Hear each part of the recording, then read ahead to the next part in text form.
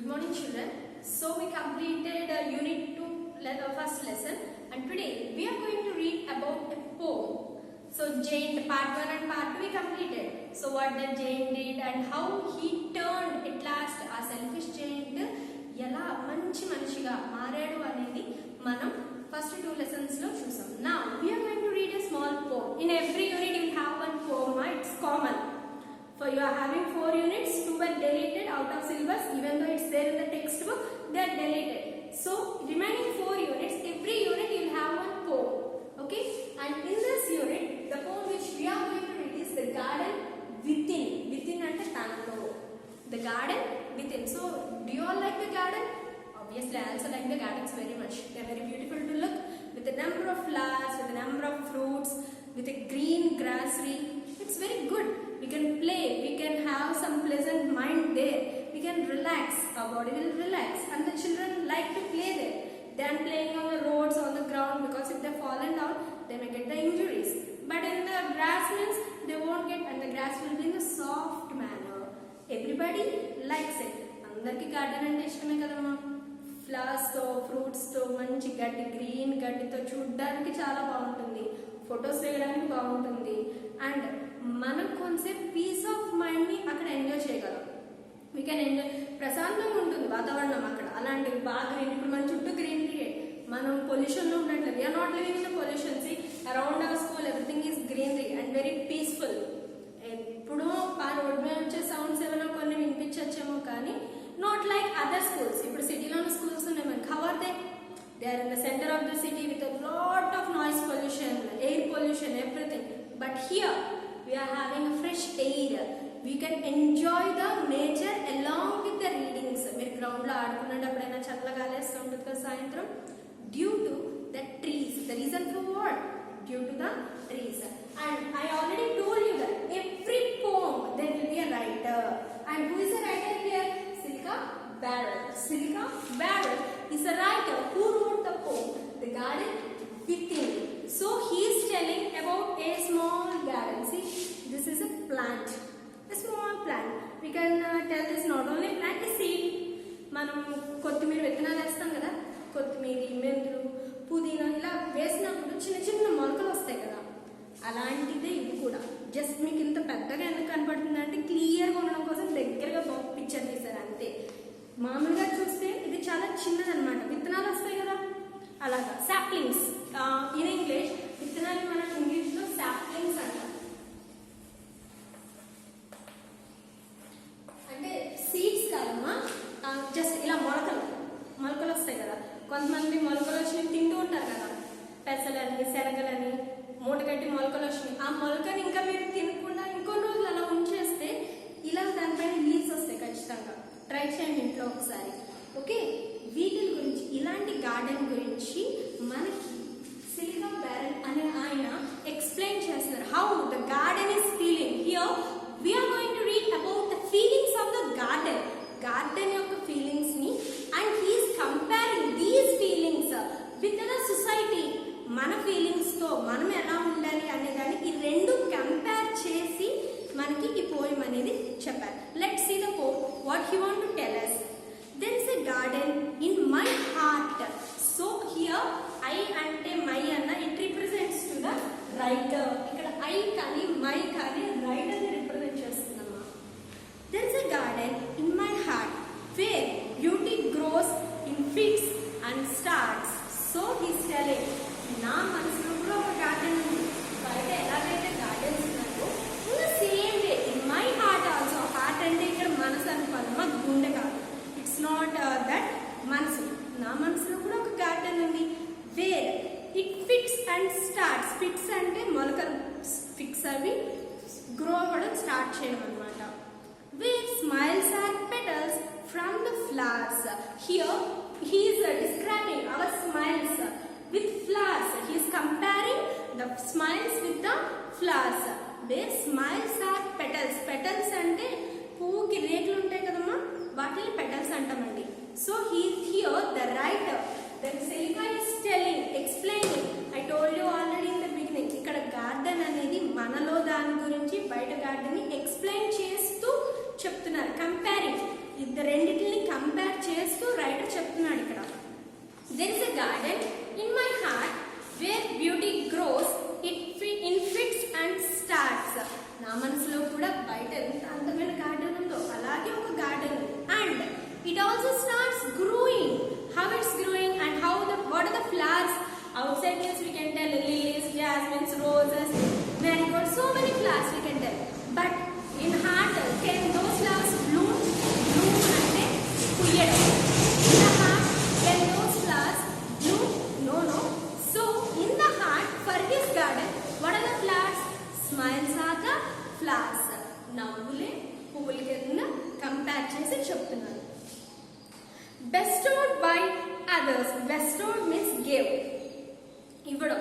If we whatever we give, it will come back. మనం ఏదైతే పక్క వాళ్ళకి ఇస్తామో అదే మనకి రివర్స్ వస్తుంది. If you give the love, they will give the love instead. If you give the hatred, మనం ఎలాగైతే పక్క వాళ్ళతో బిహేవ్ చేస్తామో, మన వే ఆఫ్ బిహేవియర్, మన వే ఆఫ్ థింకింగ్ ఎలాగైతే ఉంటుందో పక్క వాళ్ళతో, అలాగే వాళ్ళు మనతో బిహేవ్ చేస్తారు. If you are scolding, if you are cheating anybody, obviously you also will be scolded. ఇప్పుడు నువ్వు అక్కడ అరుస్తూ మాట్లాడావు అనుకోండి, వాడు మాత్రమే మనకు ప్రేమతో మాట్లాడాలని ఎక్స్పెక్ట్ చేస్తామా?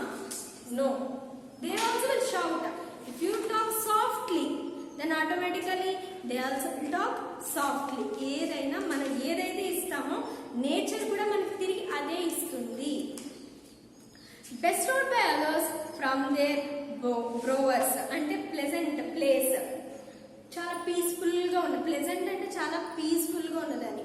మీ స్కూల్ చుట్టూ నా వాతావరణం ఎట్లా ఉంటుంది? చాలా ప్లెజెంట్గా ఉంటుంది. It's very peaceful place. Nutritious hope reap seeds to feed. So nutritious అంటే బలమైన, న్యూట్రిషియస్ హోప్ హియర్, హోప్ అంటే ఆశ, న్యూట్రిషియస్ హోప్ బలమైన ఆశతో, హోప్ అంటే ఆశ.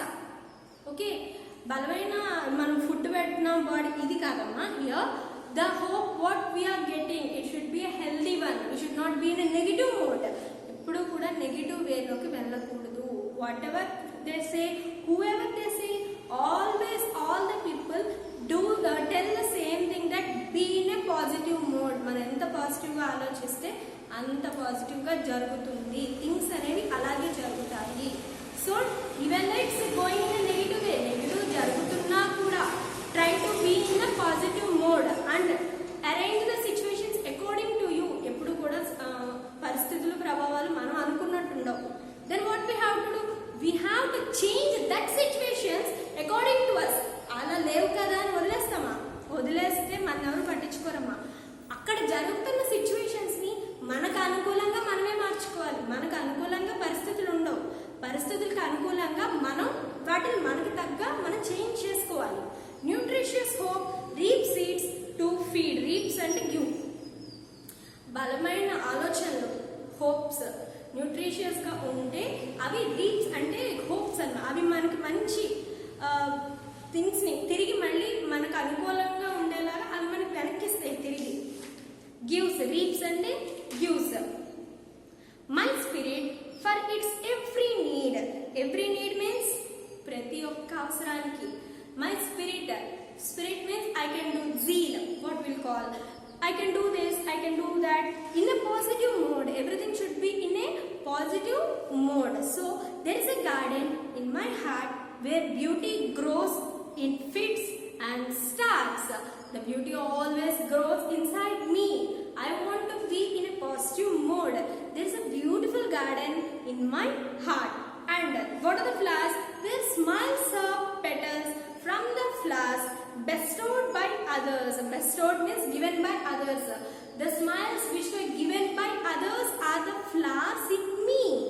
Those are the good flowers with the nice petals. They help to grow the positive attitude and they help to grow, talk freely with others. These are the things. Nutritious hopes reap seeds to feed my spirit. Feed ante తినిపించడం. We will feed to the babies. చిన్న పిల్లలకి అన్నం పెడుతూ ఉంటారు కదా, అది feeding అన్నమాట. ఎవరికైనా సరే, చిన్న పిల్లలనే కాదమ్మా, తినిపించడాన్ని ఫీడింగ్ అంటారు. అండ్ ఫీడ్ న్యూట్రిషియస్ హోప్స్, బలమైన ఆలోచనలు, పాజిటివ్ వేలో ఉండే ఆలోచనలే నేను ఈరోజు పాజిటివ్గా ఉండడానికి and feeding with nutritious positive వేలో నా ఆలోచనలు నేను ఫీడ్ చేస్తున్నాను. For what? To be in a great position, to go in a right path. Path అంటే దారి. To go in a right path, సరైన దారిలో వెళ్ళాలంటే ఆలోచనలు కూడా సరిగ్గానే ఉండాలి.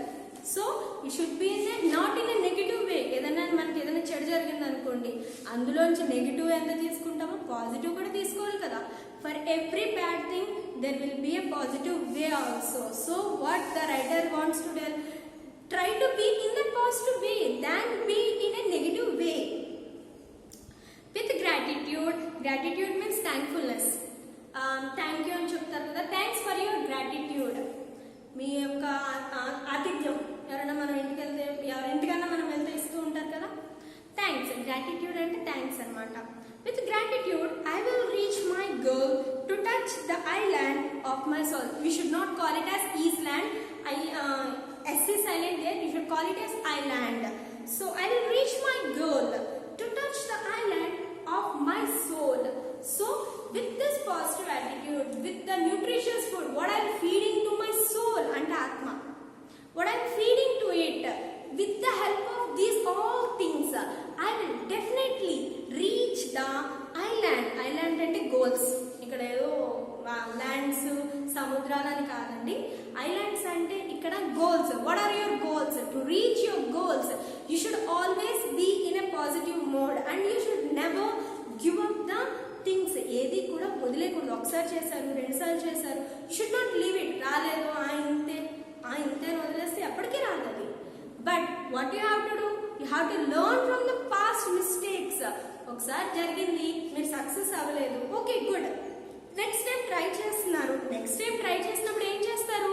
ఫస్ట్ టైం ఫెయిల్ అయినప్పుడు ఏదైతే తప్పులు జరిగాయో, what are the mistakes you did, ఎందుకు ఫెయిల్ అయ్యారు అనేది ఆలోచించుకుని ఆ మిస్టేక్స్ సెకండ్ టైం ట్రై చేసినప్పుడు కూడా అదే మిస్టేక్ రిపీట్ అయితే ఇంకెప్పటికి సక్సెస్ అవుతారు? Success is not possible. We have to learn from our failures.